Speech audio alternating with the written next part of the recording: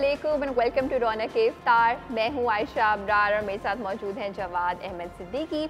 और आज के दिन भी हम आपको करते हैं खुशामदीद। एक बहुत ही अच्छे टॉपिक पे हम करेंगे बात, लेकिन इस पूरे रमज़ान मेरी जवाद की कोशिश ये रही है कि हम कोई अच्छी बात करें, हम कोई मोटिवेशनल बात आप तक पहुँचाएँ। लेकिन इसका मतलब ये नहीं है कि हमारे आस पास जो हो रहा है हम उसको देखें ही नहीं, नज़रअंदाज कर दें, सिर्फ ये सोच के कि इससे हमारा क्या ताल्लुक़ है। इससे हमारा ताल्लुक़ है। और मैं चाहूँगी कि जवाद हमें थोड़ा सा बताएं कि किस हवाले से आप आज बात करने लगे।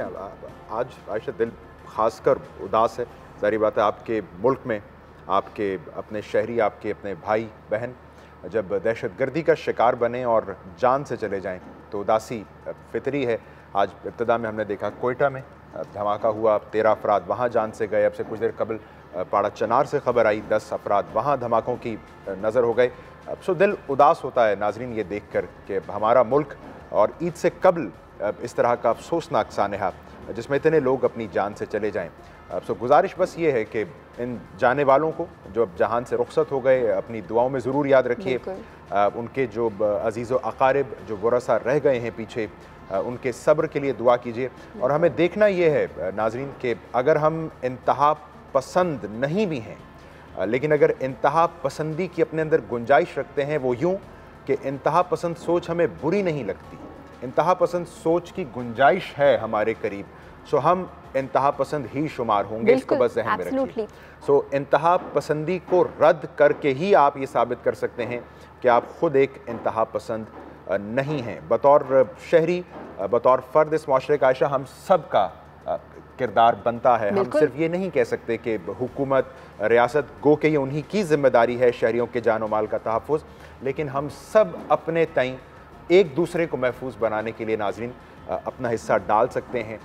वो यूँ जैसा हमने बात की, इंतहा पसंदी को रद्द कीजिए, अपने आस पास जो कुछ हो रहा है उस पर नज़र रखिए, जो कानून नाफिज करने वाले इदारे हैं उन्हें रिपोर्ट कीजिए और एक दूसरे का नाज़रीन ख्याल रखें। ये ख्याल अगर हम नहीं रखेंगे, एहसास अगर हमें नहीं जगा पा रहा, तो यकीन मानिए अब हमें और कोई शय फिर जगह नहीं। बिल्कुल। और हम अक्सर जवाब जब कोई न्यूज़ देखते हैं, हम ये देखते हैं कि इतने लोगों की डेथ हो गई है, इतने लोग इंजर्ड है, तो हम ये कहते हैं कि ये तो होता ही रहता है। हम इतने ज़्यादा डिसेंसिटाइज हो गए हैं। एंड ये सबसे गलत बात है, इसलिए क्योंकि जब हम में से कोई अप्लाई करता है बाहर के वीज़ा के लिए, तो वो उसकी वजह जो सबसे पहली होती है वो यही होती है कि वहाँ पे ज़िंदगी की कदर है। जब हमारे दिल में ही हमें किसी की ज़िंदगी की कदर नहीं होगी, तो हम गवर्नमेंट से या किसी भी और इंसान से एक्सपेक्ट नहीं कर सकते।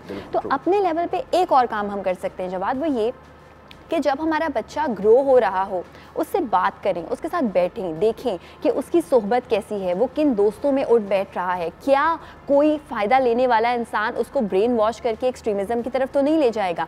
क्योंकि देखा गया है कि एक्सट्रीमिज़म की तरफ जिन लोगों को लेके जाता है, उनके माइंड ब्रेन वॉश कर दिए जाती हैं। और वो कैसे होता है? वो ऐसे होता है क्योंकि वो एजुकेटेड ज़्यादा नहीं होते या उनका अपना कोई बिलीफ नहीं होता। जब आप अपने बच्चे के साथ बैठेंगे, आपको पता होगा कि वो क्या सोच रहा है इस्लाम के बारे में, दूसरे मज़ाहिब के बारे में उसका क्या ख़्याल है, उसमें दूसरे मज़ाहिब के लिए, दूसरी कास्ट के लोगों के लिए बर्दाश्त कितनी है, तो फिर आप ये महसूस करेंगे कि यहाँ पे शायद मुझे तरबियत की ज़रूरत है। बड़ी अच्छी बात आयशा, इसलिए भी जो हम बात कर रहे थे ना कि हम इनफरादी तौर पर इस दहशतगर्दी के फ़रीब के ख़िलाफ़, इंतहा पसंदी के ख़िलाफ़ क्या कर सकते हैं। सो आयशा अभी आपको बता रही थी नाज़रीन कि जब आप इनफरादी किरदार को देखेंगे, ये वो किरदार है जो आप अदा कर सकते हैं। बिल्कुल। और यहाँ पर टाइम हुआ है छोटी सी ब्रेक पर जाने का। ब्रेक पर जा रही हैं, थोड़ा सा अब थोड़ी सी ज़िंदगी है, कहते हैं show has to go on. जी हाँ, उम्मीद नहीं छोड़नी हमें, क्योंकि बहरहाल कहा जाता है कि जो अंदेशा है वो उम्मीद से ही टलता है, वासिफ अली वासिफ ने फरमाया। सो ये ज़िंदगी चलेगी इंशाल्लाह, हमें उम्मीद बेहतरी की रखनी है, अच्छे दिन आएंगे इंशाल्लाह। और एक ब्रेक पे जाने के बाद हमें भी वापस आना है इंशाल्लाह। और हमारे शेफ लमान मलिक हमारे साथ होंगे, आज की बेहतरीन रेसिपी होगी। रौनक इफ्तार का सिलसिला आगे बढ़ेगा इस ब्रेक के बाद।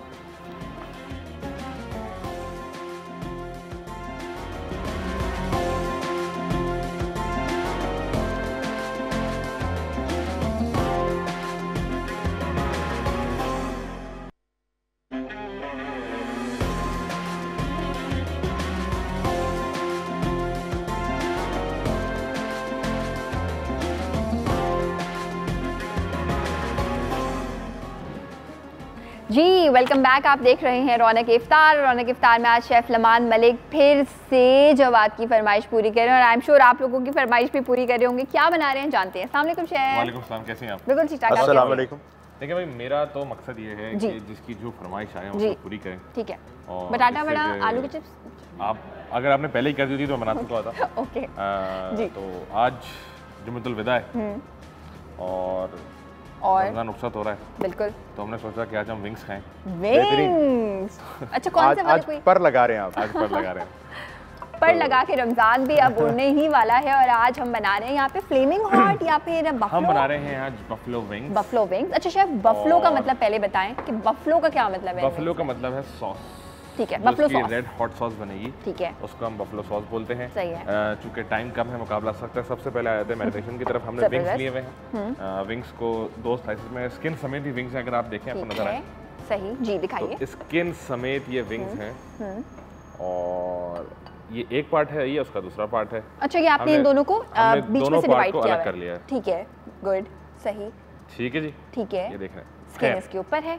अब आ जाते हैं मैरिनेशन की तरफ। सबसे पहले हम इसमें ऐड करेंगे white paper. White pepper powder 1 tablespoon. हम इसमें सॉल्ट ऐड करेंगे। हम इसमें लहसुन अदरक का पेस्ट ऐड करेंगे।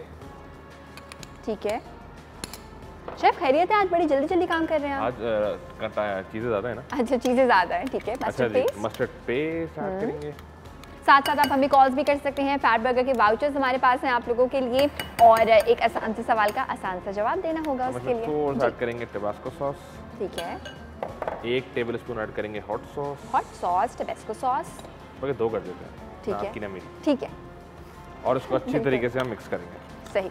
और लवाना, आपने कहा ये विंग्स स्किन के साथ हैं। जी बिल्कुल। तो इसका मतलब हमारे मोहल्ले में जो मुर्गी वाले भाई हैं, जो हमें मुर्गी हलाल करके देते हैं, वहाँ से तो फिर विंग्स शायद हासिल नहीं हो सकती। नहीं, आप उनको वहाँ से मिल सकती है। आप उनको अगर पहले बता देंगे मुझे विंग्स समेत चाहिए तो ठीक है, उनको भी बताकर इस तरह से भी निकलवाई जा सकती हैं। और आजकल फ्रोजन बड़ी आसानी से मिल जाता है, आप इजीली अवेलेबल है। ठीक है। उस फ्रोजन का फायदा ये होता है कि आपको सारे साइजेस, जो विंग्स के साइज होते हैं, कोई बड़ा छोटा नहीं होता, सारे साइज बिल्कुल इक्वल मिल जाते हैं आपको। ठीक है। अच्छा शेफ, ये बताएं, जब तक आप इसको साथ साथ मिक्स भी करते रहें, कि अक्सर क्या होता है कि विंग्स पे हम कोई भी कोटिंग लगाते हैं और हम उसको एज इट इज फ्राई कर देते हैं। तो मैं ये देखती हूँ कि यहाँ पे आपने एक और पैन भी रखा हुआ है, वो सॉस के लिए या उस पर हम पहले विंग्स पकाएं?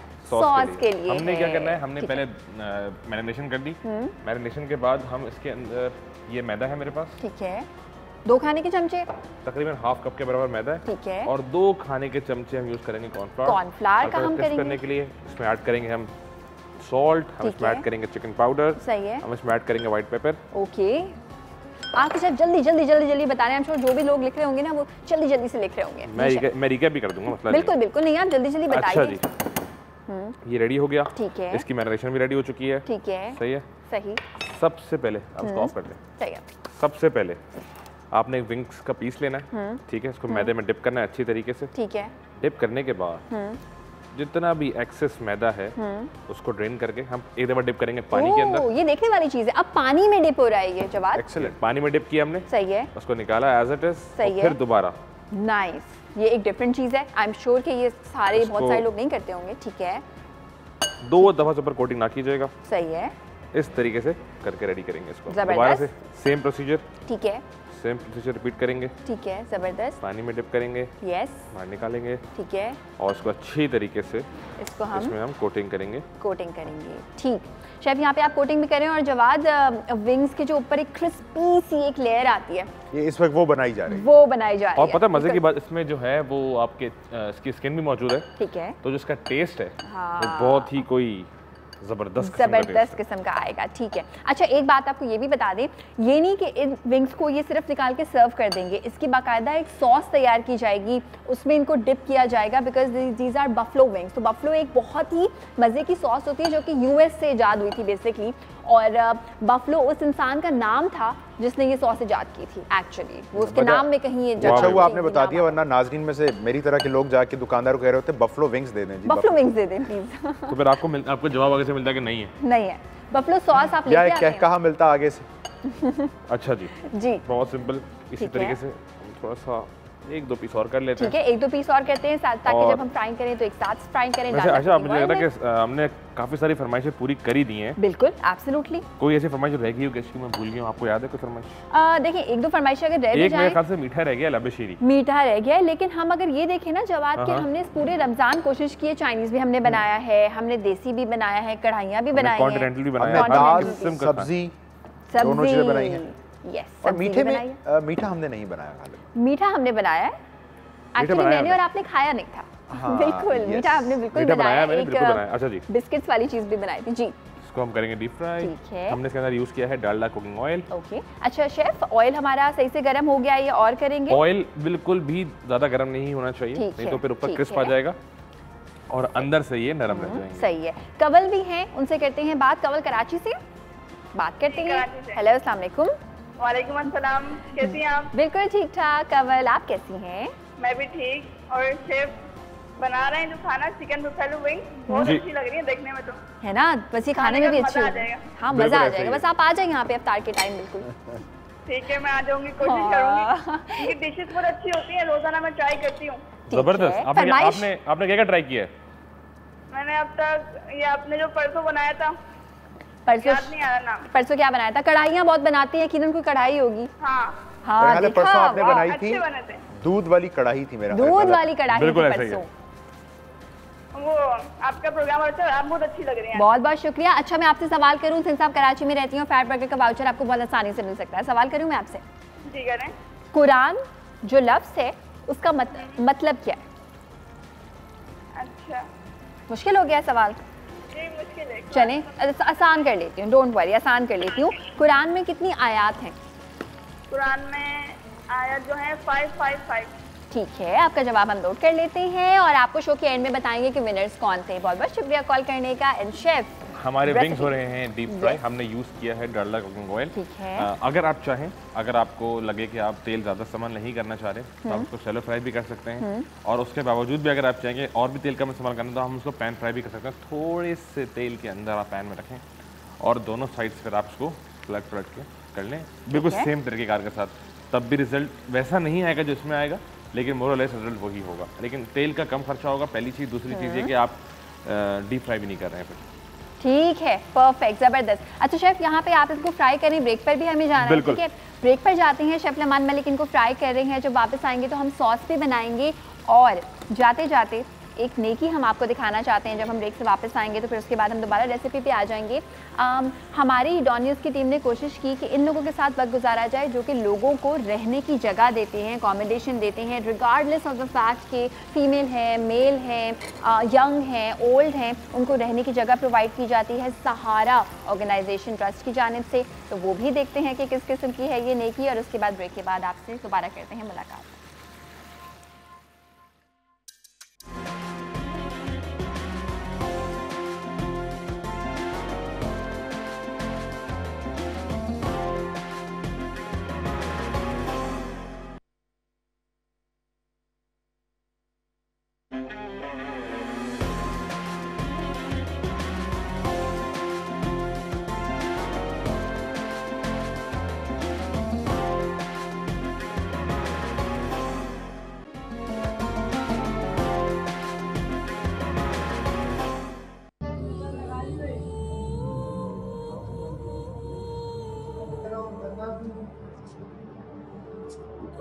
पहले से काफ़ी बेहतर है, बहुत अच्छी कंडीशन है।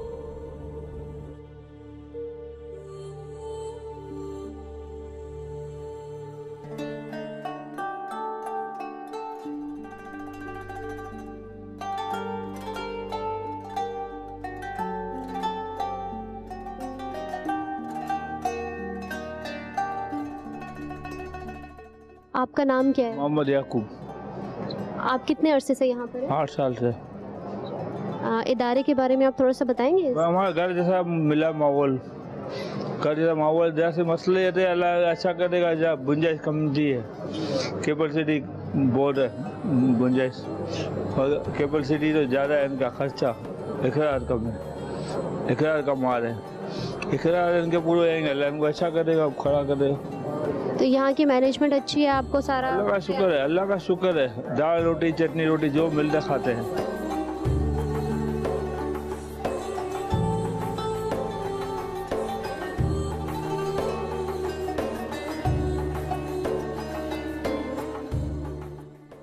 मेरा नाम शुमाइला वसी है। आप कब से हैं यहाँ पर? मुझे यहाँ पर रहते हुए 3-3.5 साल हो गए। अच्छा, तो क्यों आई थी आप यहाँ पर? मुझे थोड़ी तबीयत ख़राब थी, मेरे अब्बू की डेथ हुई थी, उसकी वजह से मुझे थोड़ा सा ट्रॉमा हुआ था।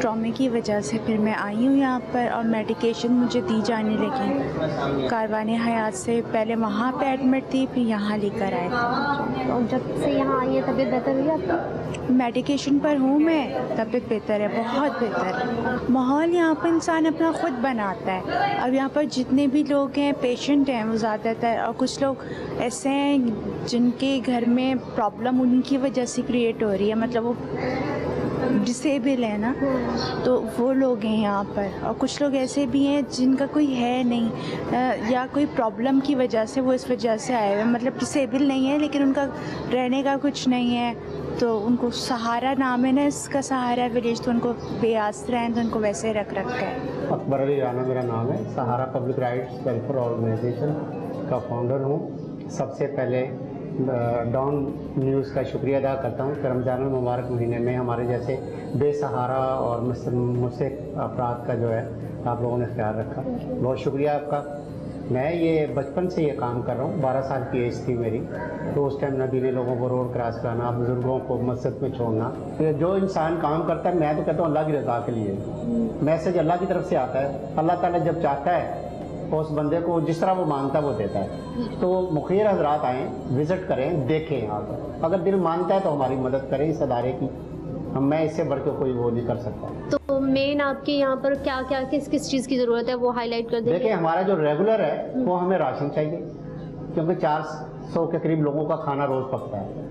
दूसरे नंबर पे मेडिसिन है, जो सेकेटर्ड मेडिसिन होती हैं जो इनको कूल रखती हैं। ये 2 आइटम ऐसे हैं कि हमें हर टाइम चाहिए होते हैं, 12 महीने चाहिए होते हैं। रमज़ान में लोग हमें कुछ याद रखते हैं, मगर ये भी उनको दूसरे लोगों को सोचना चाहिए कि 11 महीने भी जिनके साथ पेट लगा हुआ है, जब मैं 12 महीने खाता हूँ तो इस तरह मेरे पेशेंट जो है, अभी आप देखें मैं अपने बच्चों के लिए अगर चीज़ खरीदता हूँ पहले इनका ख्याल आता है। मैं 2 कमरे का मेरा घर है, वो भी रेंट पे है, इन लोगों के लिए मैंने बंगले ले रखे हैं, मगर ये कि मुझे अल्लाह से चाहिए, अल्लाह ही मेरी मदद करेगा, बंदा किसी की नहीं करता।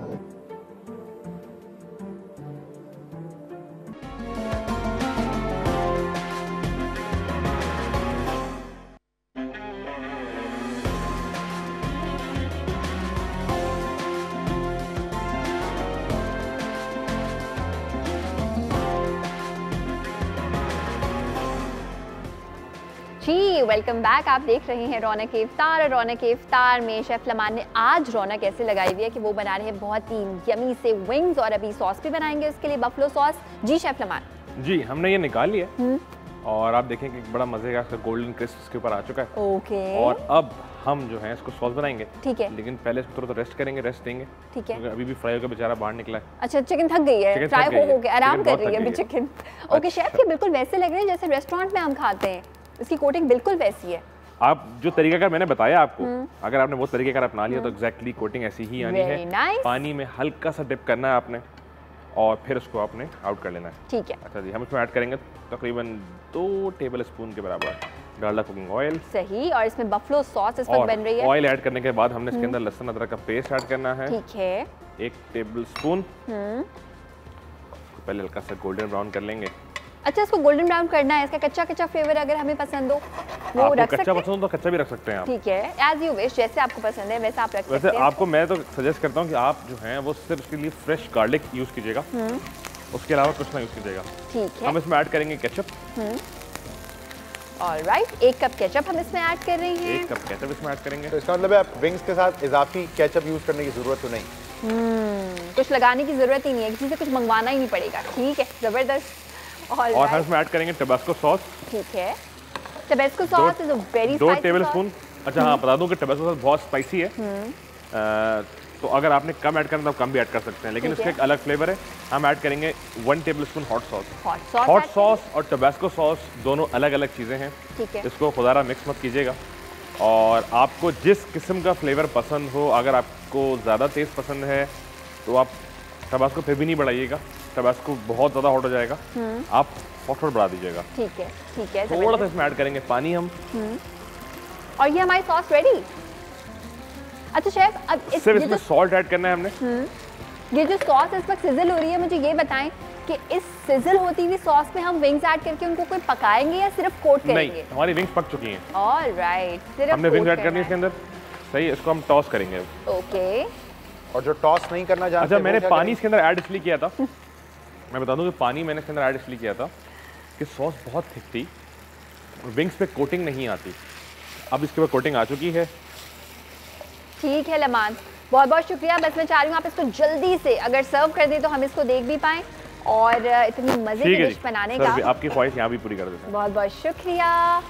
और कल भी आपसे हम जहमत देंगे और आपसे मिलवाएंगे बहुत ही मज़ेदार सी चीज़। ठीक है शेफ, आराम से आप टाइम लीजिए। नहीं, अभी इसके ऊपर इसकी खास चीज़ रह गई है। क्या? आपको कहीं जाना है? मुझे बिल्कुल, आपको मज़ीद वक्त चाहिए?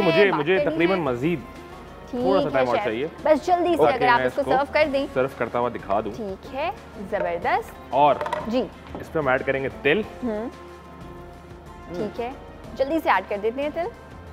सही है, बहुत बहुत शुक्रिया शेफ आपका मज़े का खाना बनाने का, और इसको हम खाएंगे, आपको बताएंगे कैसा बना। आज तो मेरी तरफ से खुसूसन शुक्रिया, आपने मेरी फरमाइश की तकमील की, तामील की उसकी, और आज आपने चिकन बफलो विंग्स बनाए। बिल्कुल, देखने में भी इंतहाई लजीज, खुशबू शानदार। बिल्कुल। अब हमें सिर्फ इफ्तारी का इंतजार करना होगा। हमारे आज के मेहमान नाज़रीन मुनफरिद शख्सियत इस हवाले से कि मसरूफ़ शख्सियत हैं। आप कॉलम निगार हैं, आप मारूफ सनतकार हैं, चेयरमैन बेक ग्रुप के हैं आप, और सबसे बढ़कर आप माजी में वज़ीर आज़म के मुशीर बराए टेक्सटाइल रहे हैं जनाब मिर्ज़ा इख्तियार बेग साहब। खैरियत से आपने हमारे लिए वक्त निकाला। और सबसे बढ़कर नाज़रीन मोहतरमा बेनज़ीर भुट्टो की सालगिरह गुजरी है, और डॉक्टर मिर्ज़ा इख्तियार बेग साहब का ताल्लुक पीपल्स पार्टी से है सियासी एतबार से। हम उनकी शख्सियत के बारे में भी आपसे ज़रूर गुफ्तगू करेंगे। आयशा, आपने देखा इनकी प्रोफाइल, कॉलम भी लिख रहे हैं, सनतकार तो हैं ही, और माजी में एडवाइज़र टू पीएम रहे हैं। तो मैं पहला आगाज़ आपसे आप ही की फील्ड से डॉक्टर साहब, और जो एक मुश्किल सवाल है, मुझे और आयशा को तो ये समझ नहीं आती, हमारी मईशत अच्छे रुख पे जा रही है या बुरे रुख पे जा रही है? हुकूमत की बात माने या अपोजिशन की माने? देखिए, हुकूमत का तो काम ही यही है कि वो अपनी कारकर्दगी का प्रचार करे और वो बेहतर से बेहतर अपने आप को, अपने गवर्नेंस को, अपनी कारकर्दगी को आवाम के सामने पेश करे, ताकि आने वाले इलेक्शन में उनका वोट बैंक बढ़ सके। अब ये आवाम ने देखना होता है कि क्या जो सब चीज़ें कह रहे हैं इनके ग्रास रूट या असरात जो हैं एक आम आदमी की ज़िंदगी पे नज़र भी आ रहे हैं या नहीं। सही। अगर नज़र आ रहे हैं तो जो कुछ वो कह रहे हैं वो बिल्कुल सही, कोई शक गुंजाइश है ही नहीं। और अगर नहीं नज़र आ रहा है, जैसे हुकूमत कह रही है कि जी हमारी माशत बहुत तरक्की कर रही है, हमारे रिजर्व बढ़ गए, हमारा बजट डेफिसिट कम हो गया, क्रेडिट रेटिंग डोनर्स एजेंसीज़ ने हमारी अपग्रेड करी है, स्टैंडर्ड पुअर्स और मूडीज़ ने अपग्रेड की है। लेकिन दरअसल अगर आप देखें तो इंडस्ट्री बंद हो रही है, अगर आप देखें तो कोई नई जॉब क्रिएशन नहीं हो रही है, अगर आप देखें तो एक्सपोर्ट गिर रही है बढ़ने के बजाय, $25 बिलियन से $20 बिलियन आ गई है, टेक्सटाइल की 14 बिलियन से 10 बिलियन आ गई है। तो फिर ये बड़ा तज़ाद आ जाता है सामने। तो फिर ये हमारा आपका काम है कि हकीकत सामने लाएं, हकीकत बतलाएं, क्योंकि आवाम को कम से कम ये ज़रूर पता हो कि हम किस सिमत में जा रहे हैं। नहीं तो एक आम आदमी बेचारा, उसको मेन जो फिक्र होती है वो अपने 2 वक्त की रोटी से होती है। सही। अगर उसको पानी पीने का नहीं मिल रहा है, बिजली उसको नहीं मिल रही, वो अंधेरे में अगर सहरी और अफ्तार कर रहे हैं और रात को बगैर सोए सुबह ऑफिस जा रहे हैं, लेकिन उसकी वहाँ पे परफॉर्मेंस बिल्कुल ना होने के बराबर है, क्योंकि वो बेचारा सो नहीं सका, बच्चे स्कूल्स नहीं जा पा रहे, तो वो एक आम आदमी किसी भी सूरत में नॉट इंटरेस्टेड कि आपने कितनी क्रेडिट रेटिंग अपनी बढ़ा ली है या आपका स्टॉक एक्सचेंज 53,000 चला गया। स्टॉक एक्सचेंज ने लोगों को धो दिया है, ज़ीरो हो गए, बिलियंस ऑफ रुपीज़। हमारे 53,000 पे था और आपका 44,000 पे आप आ गए। अच्छा सर, ये बताइए कि एक आवाम का एक छोटा सा मसला और भी है, और वो बहुत ही छोटा सा मसला है लेकिन उनके लिए बहुत बड़ा है, कि रमज़ान के महीने में खाना पीना और ये सारी चीज़ें इतनी महंगी हो जाती हैं। डू यू थिंक कि इस पे काम किया जा सकता है? फ्रूट्स हैं, बाकी सारी चीज़ें, इनको सस्ता किया जा सकता है आवाम के लिए? बिल्कुल, आपने बहुत अच्छा सवाल उठाया। देखें, मुझे बड़ा दुख है, अभी मैं बाहर से आया हूँ, मेरी बच्ची की कन्वोकेशन था तो फैमिली गई हुई थी ग्रेजुएशन सेरेमनी में मेगल यूनिवर्सिटी मॉन्ट्रियल में, तो वहाँ पे भी और यूएसए में भी जो स्टोर्स हैं और इंग्लैंड में ख़ास तौर से कीमतें कम की गई हैं इस बुनियाद पे कि रमज़ान आया है। तो सर हमारे ऑपोजिट क्यों है, इसकी क्या वजह है? जी, और कनाडा की जो ट्रूडो है जो सब उसको कहते हैं ही इज़ अवर डार्लिंग, वो चीज़ें खाने पीने की पैकिंग कर रहा है, उठा के दूसरे को दे रहा है कि जी 2 ले जाके रोज़ा खोलने से पहले उनको पहुँचाएँ। ये एक मैं तो कहता हूँ मज़हब तो मुझे वहाँ नज़र आया। सही है ना कि आपने रमज़ान में या ऐसे ओकेजन पे कीमतें बढ़ाने के बजाय कम करी।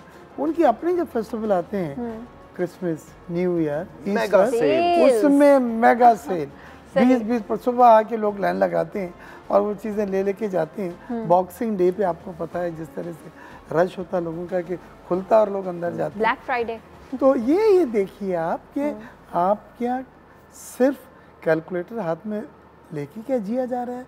कमर्शियल अप्रोच है, सिर्फ आपकी ह्यूमैनिटेरियन ग्राउंड्स नहीं है। आपको कोई नहीं मना करता कि आप मुनाफा ना कमाएं, बिल्कुल बिजनेस में ये जायज़ है और बिजनेस सवाब के लिए नहीं करता आदमी, बिजनेस अपने ब्रेड एंड बटर के लिए करता है, अपने बच्चों की, अपने अहले खाना की अपब्रिंगिंग अच्छी लाइफस्टाइल देने के लिए करता है। बिल्कुल करें, बिल्कुल कमाएं, लेकिन नाजायज़ कमाना, उनको इन्फ्लेट करना और फिर आपने स्टॉक कर लेना और वक्त पे उसकी सप्लाई रोक देनी। ये कितनी अच्छी तरफ आप गुफ्तगू को ले आए।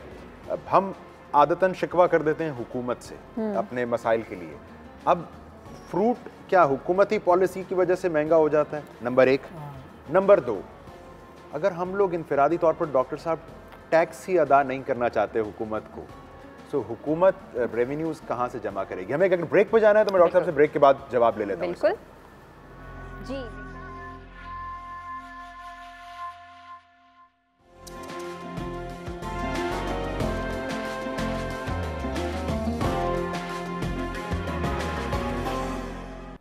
रौनक इफ्तार में नाज़रीन खुश आमदीद। डॉक्टर मिर्ज़ा इख्तियार बेग साहब हमारे साथ मौजूद हैं।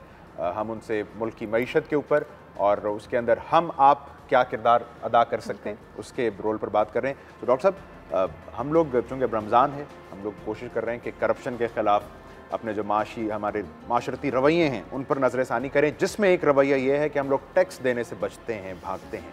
तो जब आप बड़ी इकॉनमी की पिक्चर देखते हैं तो उसमें ये इंडिविजुअल की तरफ से टैक्स अदायगी बर वक्त, ये कितना अहम फैक्टर है? ये बात बिल्कुल सही है कि हमारा टैक्स टू जीडीपी रेशियो जो है खत्ते में सबसे कम है। हम 11% हमारा टोटल जीडीपी का है, जबकि दूसरे ममालिक में 18% खत्ते की मैं बात कर रहा हूँ। यूरोप में तो 50-60% लोग टैक्स पे करते हैं। उसकी एक वजह ये भी कि टैक्स कल्चर हमारे डेवलप नहीं हो सका, और टैक्स कल्चर डेवलप होने की जो मेन वजह है वो ये कि लोग ये कहते हैं मैंने टैक्स दिया, इसके अगेंस्ट मुझे मराहत और वो फैसिलिटीज़ तो नज़र आए, मुझे पीने का पानी तो मुझे मिले, मुझे सड़कों पे सफाई तो नज़र आए, मुझे बिजली तो मैं जब स्विच ऑन करूं तो रोशनी आए, और कचरा और दूसरी सेहत की बुनियादी सहूलतें, तालीम की बुनियादी सहूलतें, जब ये सब चीज़ें नहीं मिलती और इनका कोई कोरिलेशन नहीं है टैक्स दें या ना दें इन चीज़ों से, तो फिर वो आदमी कहता मुझे क्या ज़रूरत है देने की। ये तो एक बात हो गई, लेकिन ये आपको इस चीज़ से मुबर्रा नहीं करता, छुटकारा नहीं देता। ये आप हर पाकिस्तानी का फ़र्ज़ है कि वो टैक्स दें, लेकिन हमारे यहाँ मसला सिर्फ ये हो गया कि जो टैक्स दे रहे हैं उन्हीं पे मज़ीद टैक्स बढ़ाते चले जा रहे हैं, इंडस्ट्री पे ओवरबर्डन कर रहे हैं, और इंडस्ट्री टैक्स नेट बड़ा नहीं हो रहा, टैक्स नेट नहीं बढ़ रहा है, और टैक्स टू जीडीपी रेशियो नहीं बढ़ रहा है। एग्जिस्टिंग टैक्स पेयर पे इनडायरेक्ट टैक्सेस जो सबसे आसान होते हैं, इंपोर्ट के स्टेज पे विदौलत टैक्स लगा दिया। सिम लेने गए आप 100 रुपये का, 70 को क्रेडिट दिया, 30 टैक्स में चले गए, और वो जो बेच रहा है वही बेचारे की जिम्मेदारी है, विद होल्डिंग एजेंट भी वही है कि आपसे लेके हुकूमत को पे करे, और 3 दिन में नहीं दिया तो उस पर फाइन भी लगेगा। तो अच्छा, ये है ना कि हम जब चैरिटी देने का मामला आता है, तो चैरिटी देने में हम लोग बतौर कौम बहुत आगे हैं। टैक्स के मामले में उसके अंदर अदम एतमाद है फिर लोगों का। मोटा चीज़ आपने पूरा लब्बे लबाब कर दिया कि चैरिटी में उन्हें पता है कि वादा है और सही आदमी को मैं अपने हाथ से दूंगा, उसमें वो बैंक के थ्रू ज़कात नहीं हो रही है जो कंपलसरी डिडक्शन होती है, वहाँ उसके द्वार नहीं कि ये कहाँ जाएगा, लेकिन मैं जो दे रहा हूँ मुझे पता है कि मैंने सही आदमी को देना है और देने के बाद मेरा ऊपर का एक वो भी वादा चल रहा है, तो उसने तो पूरा करना ही अच्छा सर, करना। आपने अभी पानी की बात की थी कि पीने का पानी मैसर नहीं है। मैं कुछ दिनों पहले कच्ची आबादियों में जाके हम लोग अपने शो की वजह से गए, बहुत कुछ वहाँ पे देखा। सर साफ पानी तो बहुत दूर की बात है, पीने का पानी तो बहुत ही दूर की बात है। वो लोग तरस रहे थे कि गंदा पानी भी मिल जाए तो कम से कम हम अपने हाथ गीले कर लें। तो सर ये जितने भी लोग हैं जो कच्ची आबादियों में रहते हैं, आपको ऐसा लगता है कि इनके लिए जॉब के मौके कम है, कुछ अपॉर्चुनिटीज़ इनको ऐसी हो जो मिल सकती हूँ और ना मिलती हूँ? अभी देखिए महंगाई दुनिया में हो रही है, महंगाई को अब रोक नहीं सकते पूरी दुनिया में, कहीं कम या कहीं ज़्यादा। महंगाई का एक काउंटर जो है तोड़ जिसको कहते हैं, वो है कि आप मेरे ज़िंदगी और इनकम बढ़ा दें, लोगों की कमाई बढ़ा दें, इनकम बढ़ा दें। कमाई बढ़ाने के माने ये हैं मुलाजमतों के मौके पैदा हों, बेरोजगारी, घर में एक फर्द काम कर रहा है 2 करने लगे, मियाँ बीवी करने लगे, पार्ट टाइम बच्ची ट्यूशन भी पढ़ाने लगे, तो कमाई जब बढ़ेगी तो वो महंगाई का मुकाबला हो जाए। ये है दुनिया का निज़ाम जिसमें ये काउंटर करते हुए चलते हैं एक दूसरे को। कमाई ज़्यादा हो जाती है तो खुशहाल हो जाते हैं, कमाई कम हो गई, महंगाई ज़्यादा है तो फिर थोड़ा सा फैमिली पे तंगदस्ती हो जाती है। तो हमारे यहाँ दूसरी चीज़ हो नहीं रही, हमारे यहाँ इनकम जॉब क्रिएशन हो नहीं रहा है, नई मुलाजमतों के मौके नहीं पैदा हो रहे। हमारे यहाँ सिंगल फर्द कमाने वाला अब जो कल्चर है कि बाप की जिम्मेदारी है, वो कमाएगा भी, शादियाँ भी करेगा, बच्चों को भी पढ़ाएगा, और एक तरह का समझा जाता है कि बड़ी सही बात नहीं है कि बीवी कमा रही है या बच्ची भी पढ़ा रही है। सर इसके बारे में आप क्या कहना चाहेंगे? मैं तो कहता हूँ बिल्कुल नहीं, ये आपका घर है और इसमें सब ने मिलके इसका मेरी ज़िंदगी बेहतर बनाना है, और सबको जो अल्लाह ताला ने हुनर दिया इस्तेमाल करके जायज़ कमाई करें। आप अगर किसी स्कूल में पढ़ा सकती हैं सुबह तो मुस्कुराते हो जाएं। इंडिया में आपको पता है मोटरसाइकिल पे सुबह से मियाँ बीवी निकलते हैं, बीवी को छोड़ते हैं, वो एक जहाँ जॉब को वो कर रही होती हैं खुद जाते हैं, उन्होंने टिफ़िन उसको उतरते वक्त दे देते हैं, और शाम में आते वक्त लेते हुए आते हैं, बीवी आके पकाती है, दोनों अपनी कमाई पूल करते हैं और बच्चों को अच्छी म्यारी ज़िंदगी और तालीम दे के फिर वो बच्चे माशाल्लाह इस काबिल हो जाते हैं। कहने का मेरा मकसद है कि सिंगल ब्रेड अर्नर का कंसेप्ट बिल्कुल मैं समझता हूँ बहुत पुराना ऑब्सोलीट हो चुका है, अब नया ज़माना है, कोई इसमें काम में आर नहीं है। इसके लिए तो हमें एक तो मुलाजमतों के मौके क्रिएट करना होंगे, और जो सोच की तब्दीली जो दरकार है उसके बारे में भी तो बताएं, वो कहाँ से आएगी? जैसे आपने खुद फरमाया, हम तो अभी भी बड़ा मायूब समझते हैं। अच्छा सर, 2 चीजों के लिए काम कर रही हैं, खवातीन के लिए भी जवाब, और एक और चीज होती है कि बाहर के ममालिक में आके देखती हैं। देखिए माशाल्लाह जो हमारे की खवातीन है बैंकों में, फौजों में, पायलट्स हैं, पुलिस में, हर शोबे में, और वो जो गेटअप करके पुलिस की अभी मैं देखने गया था, जो उन्होंने नई यूनिट बनाया है, वो यूनिफॉर्म वगैरह पहन के जो वो कड़क एक उनमें रौब होता है, वो लगता है कि एक शान नज़र आती है, वक़ार नज़र आता है। तो हमारे यहाँ की माशाल्लाह ख़वातीन हर शोबे में फिट होने की सलाहियत रखती हैं। की बात आई है आयशा, आपकी इजाज़त से, इससे पहले कि वक्त निकल जाए, तो मोहतरमा बेनज़ीर भुट्टो का जो किरदार रहा है उसके ऊपर बात ना करना मेरा ख्याल है थोड़ी नाइंसाफ़ी है। पाकिस्तान की पहली खातून वज़ीर, तो हमें ज़रूर बताइए कि वहाँ से हम क्या इंस्पिरेशन लेकर आगे चल सकते हैं। मेरा रोल मॉडल और जो मुझे सियासत में लाई, I was closest to her. अगर वो 16 बार मुल्क से बाहर गई हैं फॉरेन टूर्स पे एज ए प्राइम मिनिस्टर, 14 बार मुझे लेके गई, और फिर हमने प्लेन में बैठ के हर जगह के एजेंडे, तकरीर लिखना है, क्या हम उस मुल्क को एक्सपोर्ट कर सकते हैं, क्या उस मुल्क से इम्पोर्ट कर सकते हैं, वगैरह वगैरह। She was a great lady. फिर जब वो पाकिस्तान से उन्हें एग्ज़ाइल में जाना पड़ा तो हमने उनको और उनके बच्चों को वहाँ पे दुबई में एमिरेट्स इंटरनेशनल स्कूल में थे, वो हमारा घर भी, क्योंकि दुबई में मेरा अपना बिजनेस भी बहुत पुराना 25 शोरूम से हमारे, तो बीवी वहाँ पे थी, तो she was very close to me and my family. उन्होंने मुझे कहा कि आप इलेक्शन लड़े, मैंने कहा बीवी मेरे बस की बात नहीं, मैं लिखने पढ़ने वाला आदमी हूँ। तो उन्होंने कहा कि नहीं। फिर माशाल्लाह ये भी देखा कि 2 इलेक्शन लड़े नेशनल असम्बली के NA 250 से, और दूसरे में मैं जीत गया था 50,000 वोट। आपको पता है डिफेंस क्लिफ्टन का जो, फिर वो MQ हमने रात में डब्बे दोबारा उठाए, तोड़े, उसमें जो कुछ भी हुआ, फिर हमने रिकाउंटिंग में जीत गए थे। फिर आसिफ साहब ने को मैंने खुशी से बतलाया कि हमारा बीवी से वादा था कि बिलावल हाउस की सीट आपका हक बनता है, हम आपको देंगे। तो उन्होंने नवाज शरीफ साहब से बात करके एक कॉमन ये NA 250 वो सीट थी जिसमें मैं दोनों सियासी जमातों का कैंडिडेट था, मुस्लिम लीग नून का भी और PPP का भी। यानी मेरा पैनाफ्लेक्स में शेर भी था और तीर का निशान, जो हिस्ट्री है कभी नहीं ऐसा आपने देखा होगा। और फिर हम लड़े और उसके बाद ये जो हमारे साथ जाती हुई और फिर अपने जरदारी साहब ने कहा कि केस विड्रॉ कर लो जजमेंट से पहले, लेकिन अब उन्होंने हमें बुलाया था 15 दिन पहले। He is requested me to contest for NA 250 again, क्योंकि अब MQM के दांत भी कुछ ज़रा कमज़ोर हो गए हैं, उनका हॉस्टिलिटी भी अब वो नहीं है और वो जिस तरह से सियासी एतबार से तो यही सियासी में तब्दीलियों को देख अच्छा सर, कता कलामी की माफ़ी, लेकिन यहाँ पे ब्रेक पे जाने का बिल्कुल बहुत शुक्रिया सर, बहुत शुक्रिया। और यहाँ पे हम जा रहे हैं छोटी सी ब्रेक पर। ब्रेक से जब वापस आएंगे तो नज़ूल कुरान से मुतालिक भी बात करेंगे। जल्दी से वापस आ जाएंगे।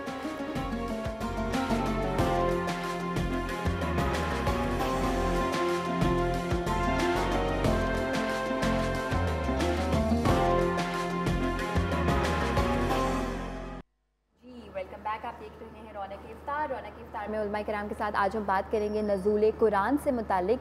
लेकिन आज जो हुआ, आज जो हमने देखा बॉम्ब ब्लास्ट, उसको हम इग्नोर नहीं कर सकते। ज़रूरी है कि इससे मुतालिक ज़रूर बात की जाए कि जिसने भी किया है, जिस भी नीयत से किया है, इसके क्या क्या रिज़ल्ट हो सकता है और उस इंसान को आखिरत में उसके लिए क्या बताया गया है, अल्लाह ताला ने क्या बताया, उसके बारे में बिल्कुल जानेंगे। डॉक्टर रिजवी साहब हमारे साथ मौजूद हैं, मुफ्ती नूर रहमानी साहब हमारे साथ मौजूद हैं। सर हम चाहेंगे कि हमारे पास 2 मिनट है, 2 मिनट में अगर आप इसके बारे में कुछ बताना चाहें। हवाला दे रही हैं, बात 27वीं का रोज़ा है, ईद की आमद है, लेकिन बदकिस्मती से हमने देखा कोयटा में 13 लोग, पाड़ा चनार में 10 के करीब लोग, अल्लाह करे तादाद बढ़ ना गई हो। तो ये बड़ा इफरीत है एक दहशतगर्दी का, और हम कोशिश तो कर रहे हैं इसे छुटकारा पाने की, लेकिन वो आसेब की तरह कहीं ना कहीं हमारे साथ साथ चल रहा है। बिस्मिल्लाहिर्रहमानिर्रहीम। अफसोसनाक ही नहीं, शर्मनाक भी है। एक तो ये कि हम बड़ी आसानी से कह देते हैं कि साहब ये इंडिया करा रहा है। अगर आपको मालूम हो गया इंडिया करा रहा है तो सवाल ही बताता आपने क्या किया। देखिए चोर तो चोरी करेगा, आपने तो खुला दुश्मन है, आपने रोकना है उसको, वो तो खुला दुश्मन है, उसको सबको पता है। सवाल ये है कि आपने अपने घर की बात कैसे की, जो आपके पास इतनी फ़ौज है, आपका सब कुछ इंटेलिजेंस है, क्या कर रहे हैं आप। एक बात। दूसरी बात ये कि जो सबसे और ज़्यादा अफसोसनाक बात ये है कि ये सब कुछ हो रहा है इस्लाम के नाम। अल्लाह अकबर। हालांकि इस्लाम से कोई ताल्लुक भी इसका नहीं है, जिसका मतलब ही अमन है, आश्ती इस्लाम के तो मानी अमन के। अब जो मुसलमान बनकर और दहाड़ी बढ़ाकर जाकर ये काम कर रहे हैं, वो तो जाहिर है कि वो मुसलमान नहीं हैं, वो नाम के मुसलमान हैं, वो एजेंट हैं और इस्लाम को बदनाम करने के लिए दे आर पेड, और वो कर रहे हैं। तीसरी से अफसोसनाक बात यह है कि देखिए ईद के मौके पर इसको किया गया है। अब वक्त में देखिए टाइमिंग्स, ताकि जो मुसलमानों को भी तो खुशी कि जो एक मौका मिलता है, उनको साल में 2-3 मौके मिलते हैं, उन मौक़ों को भी यानी कि वो उन्होंने खुशी को उन्होंने ख़राब कर दिया। तो ये इसके और आखिरी बात ये है कि भाई इस्लाम की नाम पर, जिस इस्लाम के मानी अमन है, किसी आसमानी किताब ने ये नहीं कहा है, जो इस्लाम कुरान ने कहा है कि जिसने एक आदमी को कत्ल किया उसने तमाम इंसानों को कत्ल किया। सही। और हदीस में आता है, सरकार ने फरमाया कि जिस वादी जहन्नम में एक आदमी का कातिल जाएगा, उसी वादी जहन्नम में सारे इंसानों का कत्ल करने वाला जाएगा। अल्लाहु अकबर। यानी वहाँ तफरीक कम ज़्यादा की नहीं है, कत्ल की कत्ल। कितनी बड़ी बात है। तो अफसोस की बात यह है कि इस्लाम के नाम पर हो रहा है, ईद के मौके पर, रमज़ान में हो रहा है और आखिरी जुमे के मौके पर हो रहा है, और ये सब इस्लाम के नाम पर हो रहा है। ये मुसलमान कर रहे हैं। काबिल मजम्मत तो है ही है, लेकिन मजम्मत भी इस इतने बड़े वाक़यात के आगे अब एक छोटा सा वर्ड मालूम होता है, छोटा लफ्ज़ मालूम होता है। कुरान मजीद में अल्लाह शाह फरमाता है कि जब इनसे कहा जाता है ज़मीन में फितना व फसाद ना करो, तो इनका जुमला क्या होता है, नहनु मुस्लिहून, हम तो इस्लाह करने वाले। और अल्लाह सुब्हानहू व तआला शाह फरमाता है ये फसादी हैं। याद रखिएगा, अल्लाह को अपनी मखलूक से बड़ी मोहब्बत है। जब कुरान में कहा लक़द करमना बनी, क्या हमने बनी आदम, हमने इंसान को, आदम को फजीलत दी। कुरान का लक़द खलक़ना इंसान फ़ी अहसनी तक़वीम, हमने इसको बहुत खूबसूरत सांचे में ढाला है। कभी कुरान इंसान के बारे में कहा व इज़ क़ाल रब्बुका लिल मलाइकति इन्नी जाइलुन फ़िल अर्दि खलीफ़ा, यानी आदम अलैहिस्सलाम से मरा दिया। अल्लाह सुब्हानहू व तआला सूरह दहर जो पूरे इंसान के हवाले, साख्त के हवाले से अल्लाह ने कुरान मजीद फ़ुरक़ान हमीद में नाज़िल फरमाई। और फिर एक शदीद जुमला भी दी थी, किसी ने अगर एक इंसान को बचा लिया तो उसने पूरी इंसानियत को। हमारे साहब आपकी इजाज़त से हमें एक ब्रेक की जानिब जाना है, एक मुख्तसर ब्रेक है नाज़रीन। वापसी फिर इंशाअल्लाह नज़ूल कुरान के हवाले से, फ़ज़ाइल कुरान पर बात करते हैं इंशाअल्लाह हमारे साथ।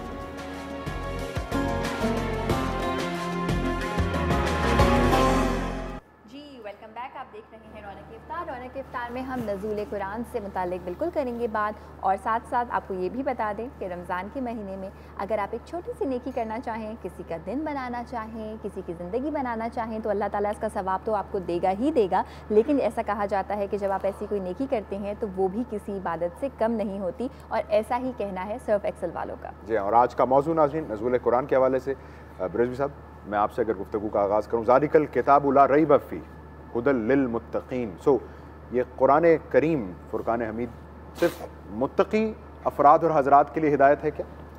बिस्मिल्लाहिर्रहमानिर्रहीम। देखिए, मुत्तक़ी के यहाँ मानी है फ़िक्र निजात रखने वाले, जो चाहते हैं कि निजात मिले उनको, अल्लाह के अज़ाब से निजात मिले, अल्लाह की नाराज़गी से निजात मिले, ज़िंदगी की मुसीबतों से निजात मिले, आखिरत की मुसीबतों से निजात मिले। निजात जो चाहते हैं ना, उनके लिए ऐसे सब के लिए हिदायत, ऐसे सब के लिए अगर वो ये चाहते हैं कि भाई हर अज़ाब से दुनिया आखिरत के निजात पा जाएं वो, तो उन सब के लिए हिदायत है। दूसरे मानी मुत्तक़ीन के हैं आला मानी, क्योंकि कुरान के एक एक लफ्ज़ के 70 मानी होते हैं, ग्रेड्स। उससे आला मानी जो मुत्तक़ी के हैं वो हैं कि जो लोग बुराइयों से बचना चाहते हैं, जो लोग अल्लाह की नाराज़गी से बचना चाहते हैं, जो लोग इस बात से बचना चाहते हैं कि अल्लाह हमसे, हमारी जब अल्लाह से मुलाकात हो तो अल्लाह हमसे नाराज़ हो, उस ख़तरनाक वक्त से, कि उससे ख़तरनाक वक्त कोई नहीं हो सकता कि जब मैं अल्लाह से मिलूँ अल्लाह मुझसे नाराज़ हो। इसके मानी क्या हुए कि मैं अबदी दायमी हमेशा एटर्नल अज़ाब में मुब्तला हो जाऊँगा। तो लिहाजा जो लोग उससे बचना चाहते हैं उनके लिए ये हिदायत का ज़रिया। और फिर मुत्तक़ी के मानी वो होते हैं कि जो मोहताज ज़िंदगी गुजारना चाहते हैं, तो ये चाहते हैं कि भाई हम किसी का हमारे हाथ से, हमारी ज़बान से किसी को नुकसान न पहुँचे। शरीफ इंसान जो सही माना में इंसान होता है वो यही होता है कि जो ये चाहता है कि कम से कम मेरे हाथ ज़बान से किसी को नुकसान न पहुँचे।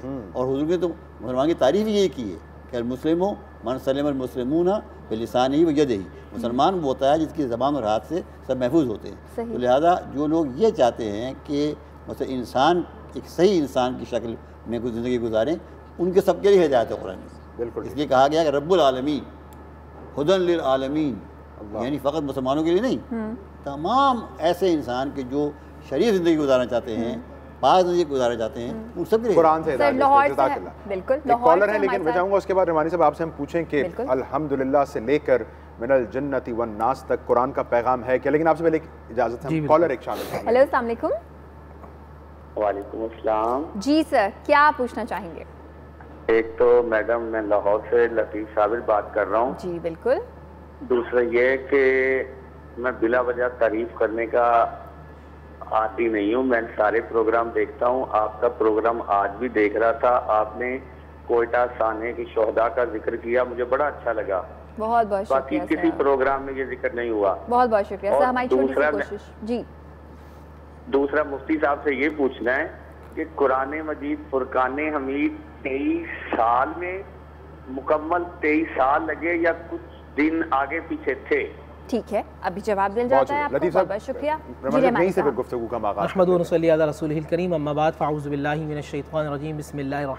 तमाम तारीफ़ें अल्लाह सुब्हानहु व तआला के लिए, और दुरूद सलाम अल्लाह के रसूल हम सब के आका हम सब के मौला हुज़ूर मोहम्मद मुस्तफ़ा सल्लल्लाहु अलैहि वसल्लम पर। कुरान मजीद फ़ुरक़ान हमीद शब क़दर को जो है वो बैतुल इज़्ज़ा से पहले आसमान पर, आसमानी दुनिया पर नाजिल हुआ, और फिर वहाँ से 23 साल के अंदर नबी अलैहिस्सलाम के सीने अतहर पर नाजिल होता रहा। अब आपका सवाल सूरह फ़ातिहा से लेकर सूरह नास तक क्या पैगाम है? हर एक किताब का एक मौजू होता है, और कुरान का मौजू इंसानियत है। कुरान का मौजू इंसान को इंसान बनाना है। कुरान का मौजू इंसान को इंसानियत की मेराज तक लेके जाना है। कुरान का मौजू इस दुनिया के अंदर अल्लाह उसके रसूल सल्लल्लाहु अलैहि वसल्लम के निज़ाम को नाफिज करना है। कुरान का मौजू इंसान को रिश्तों की पहचान करवाना है। कुरान का मौजू अल्लाह सुबह बंदे को मखलूक को खालिक तक लेके जाना है। कुरान मजीद फ़ुरक़ान हमीद का मौजू बिछड़ों को मिलाना है। कुरान का मौजू जहन्नुम से निकाल के जन्नत तक लेके जाना है। आप देखें 6666 आयात हैं, तो उनमें से सिर्फ 500 आयात जो हैं वो फ़िक़्ह से ताल्लुक़ रखती हैं, बाकी 6100 आयात मुआशरत सोसाइटी से ताल्लुक़ रखती है। अगर आप कुरान मजीद फ़ुरक़ान हमीद को पढ़ते हैं तो इंसान को किस तरह ज़िंदगी को गुजारना है, ये तमाम इकनॉमिक के मसले हैं वो कुरान से मिलते हैं, पॉलिटिकल के जो इश्यूज़ हैं वो हमें कुरान से मिलते हैं, तिब के जो मामलात हैं वो कुरान से मिलते हैं, इंसान को किस तरह अपने रिश्तों को निभाना है वो उसका ताल्लुक़ भी हमें कुरान से मिलता है। यानी कि दुनिया का हर मौजू उसका हर उसूल हमें कुरान मजीद फ़ुरक़ान हमीद से हमें मिलता है। रहमानी साहब, हम यहीं से बात को करेंगे कंटिन्यू, ब्रेक पर जाने का टाइम भी हुआ है और मिलते हैं इस ब्रेक के बाद आपकी खिदमत में नाज़रीन हम फिर हाजिर होते हैं इंशाअल्लाह।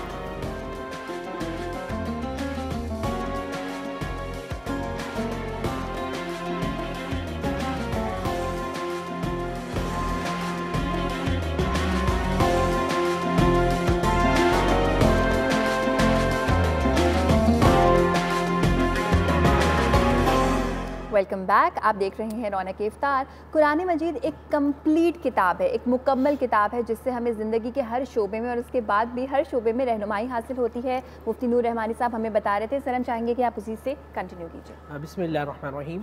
देखिए, साइंस अभी इर्तकाई मनाजिल तय कर रही है और कुरान इंतहा पर है। सही समझे ना, यानी कि हर चीज़ के भी वो साइंस जो है अभी रिसर्च कर रही। और एक नुक्ता और भी बता दूँ, कुरान मजीद फ़ुरक़ान हमीद साइंस की इब्तदा कैसे हुई। सोचना पहले आप साइंस की है कि पहले एक आपके जहन में कोई परसेप्शन आता है, प्रिजम्पशन हो जाता है, रिसर्च करते हैं और उसके बाद जाके आप थ्योरी करते हैं। यहाँ भी कुरान कहता है वअल्लम आदम अल अस्मा, अल्लाह ने नाम बताए, जहन में डाले, उन अशिया को सामने रखा और दुनिया के सामने उसको वाज़े कर दिया। अब आइए कुरान मजीद फ़ुरक़ान हमीद में जहाँ आज भी ऐसे मौजज़ात हैं कि जब इंसान पढ़ता तो हैरान हो जाता, कहता ये तो आज की बात है। कुरान मजीद फ़ुरक़ान हमीद पढ़ते चले जाएँ। अब एक मशहूर वाक़या है जो शायद मैंने आपके प्रोग्राम में पहले भी अर्ज़ किया था कि यूसुफ़ इस्लाम पॉप सिंगर थे, अमेरिकन, कन्वर्ट हुए, मुस्लिम हुए। तो उनसे किसी ने पूछा कि आप मुसलमान कैसे हुए, तो उन्होंने कहा कि मेरे भाई इजिप्ट जा रहे थे, मैंने उनसे कहा कि कोई अच्छे फ़लसफ़े की किताब जिसमें बहुत ज़्यादा नॉलेज हो वो लेके आइए। वो लेके आए और जब मैंने सूरह फातिहा ख़त्म करी तो मैं मुसलमान हूँ। कहा कैसे? कहा कि जब सूरह फातिहा अल्हम्दुलिल्लाह रब्बिल आलमीन मैंने पढ़ना शुरू की और दालिन तक रुका तो मुझे ऐसा लगा कि मोहम्मद कर मुझसे बातें कर रहा है। इसी तरह एक शख्स जो मार्केथ्यू जर्मन जो माहिर समंदरियात था, उसने कुरान की आयत सुनी मरजल बहरैन यल्तक़ियान, जो दो दरिया चल रहे हैं और आपस में मिलते नहीं, कुछ ताकत है जो दो दरिया को मिलने नहीं देती। वो सफ़र कर रहा था मराकेश के पास, तो उस रास्तों को जानता था और वो जो मल्लाह था, कश्ती चलाने वाला था, वो सूरह रहमान की तिलावत कर रहा था। कभी अय्या आलाइ रब्बिकुमा तुकज़्ज़िबान, फिर वो पढ़ रहा था मरजल बहरैन यल्तक़ियान बैनहुमा बरज़ख़ुन ला यबग़ियान। तो वो अरबी भी जानता था, मार्केथ्यू। उसने कहा रुक जाओ, ये कलाम किसका है? उसने कहा हमारे नबी मोहम्मद रसूलुल्लाह सल्लल्लाहु अलैहि वसल्लम पे जो किताब नाज़िल हुई कुरान, ये वो किताब है। वो डीप में गया मराकेश के पास जहाँ दो दरिया मिल रहे हैं, समंदर मिल रहे हैं। जब डीप में जाके देखा उसने तो उसने जाके रिसर्च की, उसने ये बात पाया उस चीज़ को कि नीचे मीठे पानी के कुएँ हैं जो ऊपर पानी को फेंक रहे हैं। खारा और मीठा पानी इस तरह साथ जो चल रहे हैं, आपने सुना है ना? बिल्कुल। खारा पानी मीठा नहीं होता, मीठा पानी खारा नहीं होता, बिल्कुल एक लकीर सी जा रही है। तो नीचे से फिल्टर हैं जो पानी को ऊपर फेंक रहे हैं और पानी प्रॉपर अंदाज में चल रहा है। कुरान ने 1450 साल पहले बात की। साइंस के हवाले से हम देखते हैं, फ़िलासफ़ी के हवाले से देखते हैं, हम मेडिकल के जो इश्यूज़ हैं, कुरान मजीद डॉक्टर मॉरिस बेकाय इतने बड़े डॉक्टर्स थे इंग्लैंड के, हार्ट के थे, कन्वर्ट कैसे हुए? कुरान मजीद फ़ुरक़ान हमीद की जो तिब से जो ताल्लुक़ आया, जो तिब से जो ताल्लुक़ रखती आयत, उनको पढ़ा। पढ़ने के बाद जब उन्होंने पढ़ा, जवाद भाई कहते हैं कि चंद सेकंड्स के बाद ही मुसलमान हो गए। मैं वो आदमी था, वो ख़ुद कहते हैं कि जो मैं बाइबल पढ़ता था और रिसर्च करता था, मैंने बाइबल को देखा और मैंने कुरान मजीद फ़ुरक़ान हमीद को देखा, तो मैंने कहा इनमें कॉन्ट्रडिक्शन है, मगर कुरान की आयत 100% दुरुस्त है। आपने सूरह रहमान की आयत, सूरह रहमान के हवाले से जितनी मुतअद्दिद आयत। अच्छा, एक चीज़ और बयान करना चाहूँगा, कुरान मजीद फ़ुरक़ान हमीद ने एक बहुत प्यारा नक्शा दिया है, अलमिया है हमारा। जवाद भाई कितने कुरान शरीफ ख़त्म किए? 10। डॉक्टर साहब आपने कितने किए? 15। बहन 20। भाई कितने जी? 2। समझा कितने? अस्हाब रसूल सल्लल्लाहु अलैहि वसल्लम, सैयदना अली हैदर करार, एक बुजुर्ग साहबी है जाबिर बिन अब्दुल्ला अंसारी, जब वो आए तो सैयदना अली हैदर करार खड़े हो गए। कहा भाई आप क्यों खड़े हो गए? कहा ये वो आदमी है जिन्होंने सूरह बकरा पढ़ी और पढ़ने के बाद उस पर अमल किया, नहीं कुरान के आमिल हैं। अल्लाह अकबर। ये बड़ी अच्छे नुक्ते पर ले आए गुफ्तगू को रहमानी साहब कि आपने जैसे ख़ुद फरमाया रज़वी साहब कि कुरान के एक एक लफ्ज़ के 70 से ज़ायद तराजिम, जाहिर बात है अरबी बहुत ज़ख़ीम ज़बान है। सो हम जैसे लोग जिनकी पहली या मादरी ज़बान अरबी नहीं है, कुरान तिलावत करके सवाब तो कमा सकते हैं, समझने के लिए क्या करें? बिस्मिल्लाहिर्रहमानिर्रहीम। सवाब तो बहरहाल होता होगा, लेकिन फ़ायदा कुछ नहीं होता। सही सही। अगर आप बगैर तर्जुमे के पढ़ रहे हैं, सवाब तो खैर अल्लाह देने वाला है, वो तो बड़ा बख्श देने वाला है। फ़ायदा जब भी होगा जब उसको समझ के पढ़े। ये कुरान में खुद कहा गया है कि ये हमने कुरान उतारा ही इसलिए है कि लअल्लकुम यतदब्बरून, ताकि तुम उस पर गौर व फिक्र करो, तदब्बुर करो। बताएं कि अगर आप ज़बान को समझ नहीं रहे, कोई ज़बान, अरबी की बात नहीं कर रहा हूँ, एनी लैंग्वेज, अब मैं बोल रहा हूँ और आप उस ज़बान को जानते नहीं हैं, तो आप पे गौर कैसे करेंगे? अल्लाह समझ नहीं रहे, पहले तो समझेगा फिर गौर करेगा ना इंसान। तो इसका मतलब ये हुआ कि जब कुरान ये कह रहा है कि हमने इसको गौर व फिक्र के लिए उतारा है, तो इसका मतलब ये हुआ कि उसको समझ के पढ़ने के लिए उतारा है। अगर पढ़ें, समझें, उसके मतलब पर गौर करें, ताकि आपके दिल में सबसे पहला असर क्या होगा कुरान पढ़ने का? अगर आप पढ़ेंगे समझ कर, पहला असर ये होगा कि आप पर अल्लाह की बड़ाई का असर, जैसे ना उन्होंने बताया कि कितना बड़ा है वो। पहली बात, अर्रहमान, सबको फ़ैद और फ़ायदे पहुँचाने वाला, सबको, यानी चींटी से लेकर और हाथी और इंसान, हर एक, कोई इसमें एग्जामिशन नहीं है। अर्रहमान, सबको फ़ायदा पहुँचे, काफिर को भी और मोमिन को। फिर देखिए उसके बाद अल्हम्दुलिल्लाह रब्बुल आलमीन। अब रब्बुल आलमीन जो है, देखिए आप सोचिए, तमाम आलमीन का पालने वाला मालिक। अब उसमें देखिए एक ज़र्रे से लेकर और जितने सूरज हैं, जितने चाँद हैं, जितने कहकशाएँ हैं, जो कुछ भी है, सबका पालने वाला मालिक। अब देखिए अगर ये इसको समझें आप फ़कत इसी एक बात को, रब्बुल आलमीन, तो कितना अल्लाह की बड़ाई का आपके दिल पे प्रिंट पड़ेगा। कितनी बड़ी ज़ात है वो। एक आदमी को पालना, चंद बच्चों को पालना कितनी बड़ी बात होती है, जो सारी कायनात को पाल रहा है, उसका मालिक है, उनका मालिक है। फिर उसके बाद आगे आइए मालिक यौमिद्दीन। अब देखिए फैसले जो अबदी फैसले होंगे, एटर्नल फैसले जो होंगे, और अरबा अरबा अरब खरबा खरबा खरब लोग होंगे जिनके फैसले होंगे, और उनका वो मालिक है। काजी नहीं है। देखिए अल्लाह ने ये नहीं कहा कि मैं काजी यौमिद्दीन, होना चाहिए था काजी यौमिद्दीन, फैसला करना। जब क़यामत के दिन तो फैसले होंगे ना, फैसला तो काजी करता है, जज करता है। अल्लाह ने आपने को काजी नहीं कहा। क्यों? क्या काजी जो होता है ना, वो तो कानून का पाबंद होता है, ताबे होता है कानून का। वो तो अगर सज़ा काबिल सज़ा है, कोई मुजरिम, सज़ा देनी ही है उसको, ही इज़ बाउंड। अगर वो नहीं सज़ा देगा तो वो खुद सज़ा पाएगा। तो काजी की सोच के ऊपर सवाल उठना शुरू हो जाएगा, लेकिन यहाँ वो मालिक यौमिद्दीन सज़ा याफ्ता हो जाएगा, वो डिस्क्वालीफाइड हो जाएगा। आप एक आदमी ने कत्ल किया था, उसकी सज़ा थी, आपने उसको सज़ा नहीं दी, इसके मानिए कि आप क्वालिफाइड नहीं करते, चाहे नहीं हैं आप। इसलिए अल्लाह ने अपने को काजी नहीं कहा, तो पाबंद हो जाता। उसने कहा मालिक यौमिद्दीन, यानी मैं उस दिन का मालिक हूँ। मालिक का मतलब ये होता है मालिक जो चाहे करे।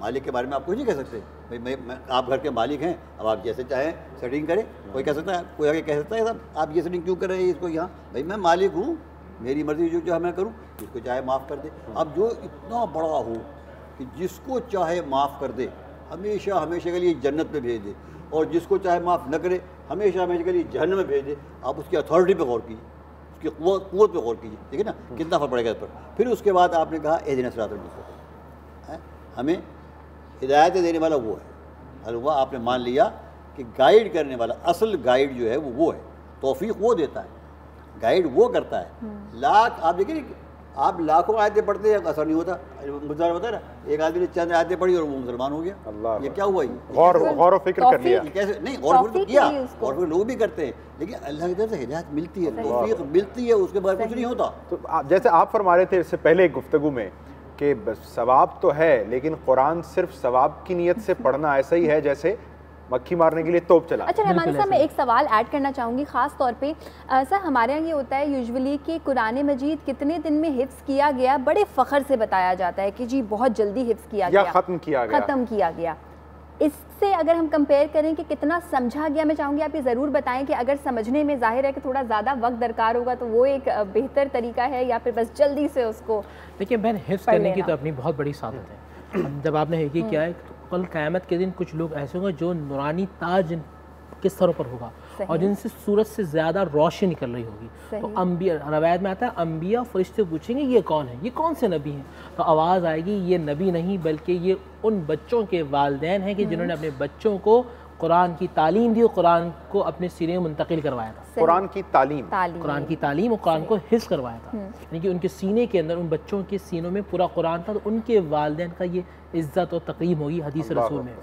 अब तो हमें हिफ्ज़ भी करना है, सही, कुरान मजीद पढ़ना भी है, मगर कुरान मजीद पर अमल करना ये बहुत बड़ा सवाल है। सही, देखिए आप जब कुरान मजीद फुरक़ान हमीद को पढ़ रहे होते हैं तो क्या होता है, रसूलुल्लाह की हदीस खैरुकुम मन तअल्लमल कुरान व अल्लमहु, तुम में से बेहतरीन है, खैरुकुम तुम में से बेहतरीन है कि जो कुरान पढ़ता भी हो और कुरान पढ़ाता भी हो। अब कुरान मजीद फुरक़ान हमीद पढ़ाने से कुरान मजीद फुरक़ान तमाम उसूल आ जाएंगे, ज़वाबित आ जाएंगे, क़वाबित आ जाएंगे। कुरान मजीद फुरक़ान हमीद में अक्सर कता कलामी, मुझे बताइए कुरान पढ़ाने से मुतल्लिक है, कुरान सिखाने से मुतल्लिक है? हाँ, लेकिन जब आप कुरान पढ़ाएंगे तो कुरान सिखाएंगे। सही, जब आप कुरान पढ़ा रहे होंगे तो आप बच्चों को बताएंगे कि बेटा देखो इसमें हज़रत आदम अलैहिस्सलाम का भी तज़किरा है और शैतान का भी तज़किरा है। सिर्फ अरबी पढ़ लेना काफी नहीं है। आदम अलैहिस्सलाम से भी खता हुई और इब्लीस ने जो है वो गुनाह किया तकब्बुर में, यहाँ नदामत आजी इनकिसारी का पैकर बन गए तो दर्जा बुलंद हो गया।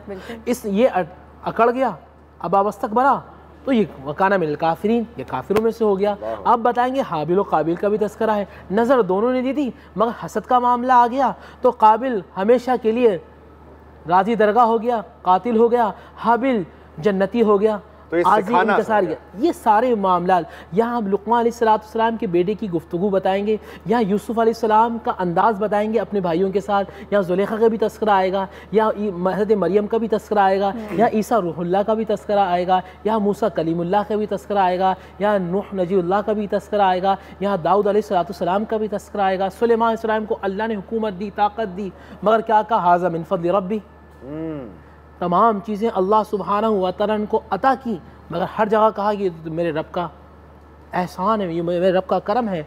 देखिए नमरूद के पास भी दौलत है, सुलेमान के पास भी दौलत है, शद्दास के पास भी दौलत है, सुलेमान अलैहिस्सलाम के पास भी दौलत है, फ़िरौन के पास भी दौलत है, सुलेमान अलैहिस्सलाम के पास भी दौलत है।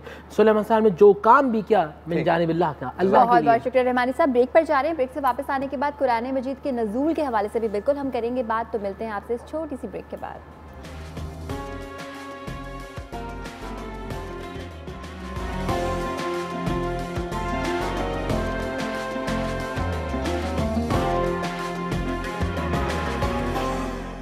वेलकम बैक, आप देख रहे हैं रौनक इफ्तार। कुरान मजीद का नज़ूल जब हुआ, क्या ज़रूरत पेश आई, किस तरह से हुआ, उस रात के बारे में जानते हैं। रिजवी साहब बताइएगा। बिस्मिल्लाहिर्रहमानिर्रहीम। कुरान शरीफ का नज़ूल दो तरीके से हुआ, एक कहते हैं इंज़ाल और एक कहते हैं, एक को कहते हैं तंज़ील। एक तो दफ़अतन हुआ, उसे कहते हैं इंज़ाल, जैसे कि अर्श से वो बैतुल मामूर पे उतरा दफ़अतन पूरा कुरान, फिर बैतुल मामूर से वो ज़मीन के जो आसमान का जो पहला आसमान है, आसमानी दुनिया, उस पर आसमानी दुनिया उस पर उतरा। उसके बाद पूरा कुरान जो था वो हुजूर के दिल पे उतरा। सुभान पहले ये एक, इसे कहते हैं इंज़ाल, पूरा जैसे एक चीज़ उतरा है। एक होता है तंज़ील। तंज़ील ये है कि जो मौका महल पैदा हुआ उस मौके पर अल्लाह ने कुछ आयतें हिदायत के लिए भेजी हैं। सही, कि भाई इस मौके पर ये ऐसे होना चाहिए, ऐसे नहीं होना चाहिए।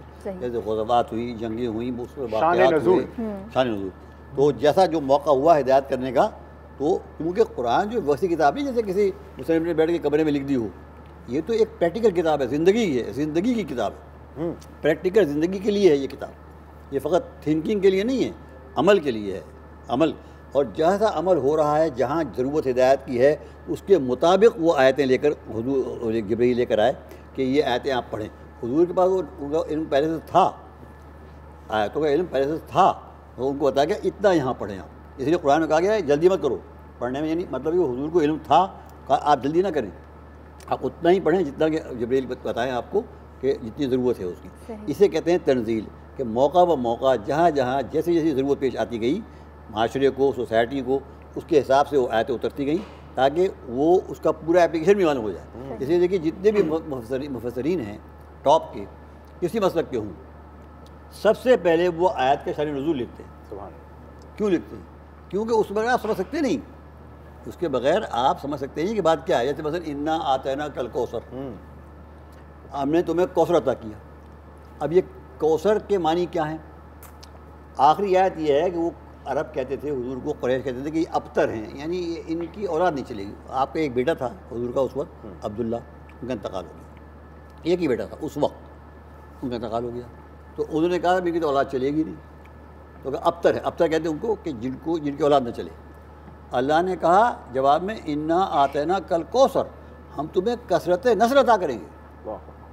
ये कह रहे हैं अबतर होंगे, तुम्हारी औलाद नहीं चलेगी, हम तुम्हें इतनी औलाद देंगे कि आज दुनिया में मैं 5 बर आज़म में जा चुका हूँ, जहाँ भी गया हूँ मैंने औलाद रसूल को पाया है, वहाँ पर सादात को पाया है मैंने। ठीक है, ये कौसर। और उस वक्त कहा अल्लाह ने जब एक बेटा था वो भी मर गया। आप सोचिए उस वक्त तो क्या कौन कह सकता है कि इसकी औलाद चलेगी? जिसकी एक ही बेटा हो और वो भी मर जाए, उसके बाद तो कौन कह सकता है कि इसकी कसरत नस्ल होगी? लेकिन ये कि अब जब शान नज़ूल आप पढ़ेंगे ना, तब आप इस आयत को समझेंगे, सूर्य को समझेंगे, अच्छा ये बात क्या है असल। हाँ, कौसर के मानी वो भी हैं, वो जो कौसर वो भी हैं, मगर मैंने कहा ना एक लफ्ज़ के 70 मानी हैं। पहले मानी वो है कसरत नस्ल। तो गरज खुलासा ये कि कुरान मजीद जो है उसका जो सबसे बड़ी बात है तंजील, वो सबसे अहम चीज़ है कि वो किस मौके पर वो आयत उतरी है। अगर आपने उसको नहीं देखा ना तो आप तफसीर कर सकते ही नहीं उसकी। आप तफसीर करेंगे तो गलत तफसीर करेंगे। इसलिए मुफस्सिरीन का पहला उसूल ये होता है कि आप ये देखें कि शान नुज़ूल क्या है, उसके एतबार से आप समझेंगे कि ये इस आयत का मतलब क्या है, ये कहाँ अप्लाई होती है, कहाँ अप्लाई नहीं होती है। फिर उससे फ़ुक़हा जो है नतीजा निकालते हैं, वो भी शान नुज़ूल के एतबार से निकालते हैं। अगर शान नुज़ूल उनको पता न हो तो फ़ुक़हा उससे नतीजा नहीं निकाल सकते। ज़रूरी साहब इसके ऊपर भी ज़रा फरमाइए कि नज़ूल कुरान के आगाज़ से लेकर क़यामत तक अल्लाह ताला ने इस किताब की हिफाजत का जो इंतज़ाम फरमा दिया माशाअल्लाह, कि वो ज़ेर ज़बर की इसमें तहरीफ या तरमीम नहीं हो सकती, ये कितना बड़ा मौज़ा है बज़ाते ख़ुद कुरान। कुरान मजीद फ़ुरक़ान में ज़ालिक किताबुल ला रैब, ये लारेब किताब है, इसमें कोई शक नहीं, इसी कोई मिसल नहीं। व इन कुंतुम फ़ी रैबिम मिम्मा नज़्ज़लना अला अब्दीना फ़अतू बिसौतिम मिन मिस्ली वदऊ शुहदाकुम। ये जो किताब है हमने नाजिल की है, जो लारेब किताब है, लारेब नबी पे नाजिल की है। बेमिसल किताब बेमिसल नबी पर, और जिस रात में नाजिल हुई वो भी बेमिसल है। जिस रात में नाजिल हुई उस रात की शान ये कि वो 1000 महीनों से खैरुम मिन अल्फ शहर। और जिस उम्मत पे नाजिल की है उस उम्मत में कोई इस किताब पे अमल कर लेता है तो वो बेमिसल हो जाता है। समझे आप कि जो इस उम्मत के अंदर तखसीस कर दी कि जिसने इस किताब को पा लिया उसका मकाम ये होता है, वो ज़मीन में होता है मगर आसमान वालों के लिए सितारे की तरह चमक रहा होता है। वो जब इबादत कर रहा होता है तो आसमान से फरिश्ते आके अपना उस मुंह में मुंह लगाते हैं और उसकी रूहानियत को सक करते हैं। वो इंसान पूरे मुआशरे के लिए बेहतरीन इंसान हो जाता है क्योंकि वो आदिल होता है। वो कुरान पढ़ता है, इन्नल्लाह युहिब्बुल मुहसिनीन, वो एहसान करता है ना, वो जितलाता नहीं। वो कुरान पढ़ता कहता है इन्नल्लाह युहिब्बुज़ ज़ालिमीन, जुल्म। तो वो अब घर के अंदर भी जालिम नहीं होता, वो ऑफिस के अंदर भी जालिम नहीं होता, वो बाज़ार के अंदर भी जालिम नहीं होता, वो रोड के अंदर भी जालिम नहीं होता। जहाँ जहाँ जुल्म की डेफिनेशन आती है वो जालिम नहीं होता। वो अदल करने वालों में से हो जाता है, वो मोहब्बतें बांटने वालों में से हो जाता है। जो अल्लाह ने फरमाया कि जो ला युहिब्बुल मुफ़सिदीन, वो फसाद कहीं बर्पा नहीं करता, ना अपनी ज़िंदगी के अंदर, ना सोसाइटी के अंदर, ना घर के अंदर। कुरान मजीद फ़ुरक़ान हमीद के उसूल हैं। सैयदना उमर बिन ख़त्ताब रज़ियल्लाहु तआला अन्हु ने फरमाया था कि जो कुरान को थामेगा यरफ़अ, अल्लाह ताला उसे इज़्ज़त देगा, और जो कुरान को छोड़ देगा, मतरूक कर देगा, वो पस्ती में आ जाएगा। मैंने अपने उस्ताद से पूछा था कुरान को थामने से मकसद क्या है? आज बेहैसियत तो मुसलमान जो हैं वो पस्ती की तरफ जा रहे हैं और जो मुसलमान नहीं है वो रूज की तरफ जा रहे हैं। हमने फरमाया बेवकूफ़ लड़के जैसी कहा, कुरान का मतलब उसूल कुरान।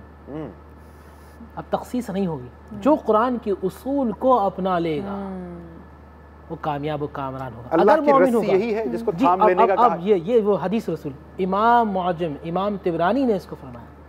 अल्लाह अकबर, किस तरफ निशानदेही कर दी। इमाम तिबरानी लिखते हैं अब तिबरानी शरीफ के अंदर कि कुरान वो रस्सी है जिसका एक सिरा अल्लाह के हाथ में, एक सिरा तेरे हाथ में।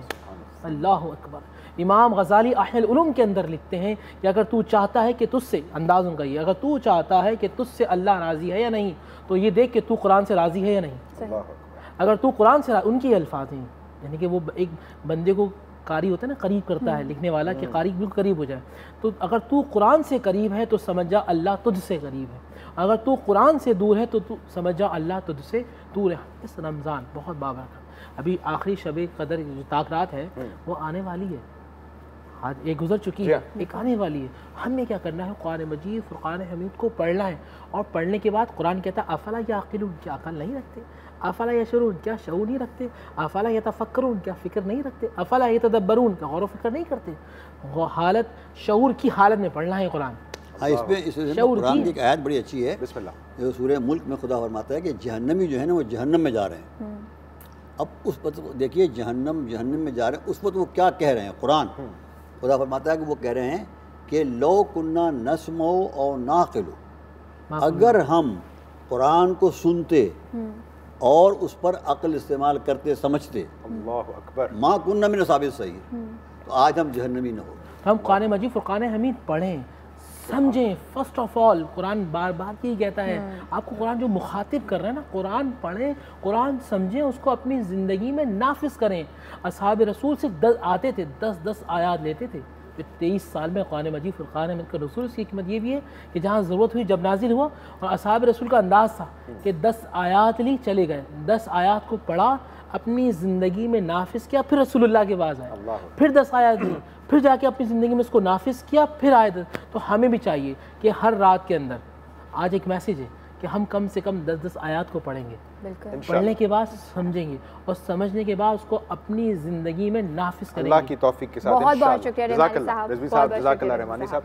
और नाज़रीन, आपसे इजाज़त लेने का वक्त, बिल्कुल, और इस दुआ के साथ कि अल्लाह ताला हमें कुरान करीम पढ़ने, कुरान करीम समझने और उस पर अमल करने की तौफीक अता फरमाए। हमें अपनी दुआ में ज़रूर याद रखिए।